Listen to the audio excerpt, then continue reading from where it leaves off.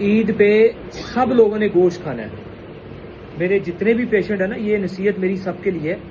قربانی کے گوشت کی اپنی ایک برکت ہے, اسے کھا سکتے ہیں لیکن اس کے کھانے کا ایک طریقہ ہے, ٹھیک ہے جی. اور وہ طریقہ یہ ہوتا ہے کہ عید کے 2 3 4 دن جن دنوں میں گوشت کھانا ہے ان دنوں میں آپ نے روٹی بالکل نہیں کھانی, روٹی سے بالکل ہاتھ اٹھا دیں, ٹھیک ہے جی. صبح دوپہر شام جب بھی آپ کو گوشت ملے پلیٹ بھر کے اس کو کھائیں, لیکن وہ گوشت خوب گلا ہوا ہونا چاہیے. اگر وہ گلا ہوا نہ ہوا اور اوپر سے وہ بڑا ہوا تو پھر ایسا سسٹم خراب ہونا ہے کہ بندے کو مہینے بھی لگ سکتے ہیں ٹھیک ہونے میں, ٹھیک ہے جی. یعنی کہ چھوٹا بھی کھائیں بڑا بھی کھا سکتے ہیں مگر خوب گلا ہوا ہونا چاہیے, ٹھیک ہے جی. اور اس سے بھی بہترین ہے کہ بڑے کے گوشت میں خاص طور پہ آپ ہڈیوں والا گوشت اکٹھا کر کے تو اس کو جناب جی پریشر لگا کے تسلی سے خوب اس کو نرم کریں اور پھر وہ گوشت کھائیں اور اس کے اوپر بریک بریک گوشت اتار کے ہڈیوں سے کھائیں اور خوب ہڈیوں کو چوسیں اور مکس شک بھی کھائیں.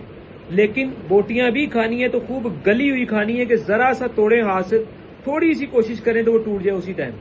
لیکن اگر سخت ہوا تو پھر پھنس جائیں گے. باقی سرکہ لگانے کا طریقہ عورتوں کو پتا ہوتا ہے, سرکہ وغیرہ لگا کے اس کو تو پھر تیار کریں, زیادہ بہتر ہے. پریشر بھی اس کو نرم کر دیتا ہے. تو صبح دوپہر شام جب آپ گوشت کھائیں گے تو کبھی بھی کسی بھی انسان کو جو ہے وہ کانسٹیپیشن قبض نہیں ہوتی, کیونکہ وہ ایک طاقتور غذا ہے, میدا اسے نہیں پچاتا اور وہ انسان کا ساتھ ساتھ پیٹ واش ہوتا رہتا ہے. دوسری چیز یہ ہے کہ اگر آپ گوشت کو انجوائے کر رہے ہیں تو پھر پھل فروٹ سبزیاں ایکسٹرا چیزیں چھوڑ کے رکھیں. اب یہ نہیں ہے کہ ادھر سے گوشت کھایا تو تھوڑی دیر بعد کوئی پھل کھا لیا, نہیں, یا تو 3 4 گھنٹے کے بعد کوئی ایک سنگل پھل کھانا چاہ رہے ہیں تو کھا لیں. اب یہ نہیں ہے کہ گوشت کھا کے جناب جی آم کھا لیے تو کچی لسی پی لی, یہ تباہی لوگوں نے خود کرنی ہے اپنی. کسی کو اگر قبض ہوتی ہے گوشت سے, اسے لگتا ہے کہ قبض ہوگی, پہلی بات تو ہوگی نہیں اگر صرف گوشت انجوائے کریں گے, ٹھیک ہے. ہلکا پھلکا نمک مرچ والا کھائیں, اسپائسی کھائیں, شوربے والا کھائیں, جیسا بھی کھانا ہے کھائیں. لیکن کسی نے اگر سلاد کھا لی پھنس جائے گا, بوتل پی لی پھنس جائے گا, ٹھیک ہے جی. بوتل پینے میں غلطی نہ کریں. اگر غلطی کرنی ہے تو اس میں 2 4 دفعہ بار بار نمک کی چٹکی لگائیں تاکہ اس کی ساری گیس اڑ جائے, تو پھر اس بوتل کو پئیں کہ نمک ڈالنے سے اس میں گیس نہ پیدا ہو.